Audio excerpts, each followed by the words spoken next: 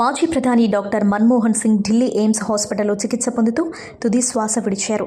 దీంతో పలువురు రాజకీయ నాయకులు, సినీ సెలబ్రిటీలు సోషల్ మీడియా వేదికన సంతాపం తెలియజేస్తున్నారు. తాజాగా టాలీవుడ్ ప్రముఖ నటుడు మెగాస్టార్ చిరంజీవి ట్విట్టర్ వేదికన మాజీ ప్రధాని డాక్టర్ మన్మోహన్ సింగ్ కు ప్రగాఢ సంతాపం తెలిపారు. మన దేశం ఇప్పటివరకు సృష్టించిన గొప్ప రాజనీతిజ్ఞులలో ఒకరు, ఉన్నత విద్యావంతులు, అత్యంత సుందరమైన, మృదువుగా మాట్లాడే, వినయపూర్వకమైన నాయకుడు డాక్టర్ మన్మోహన్ సింగ్ జీ.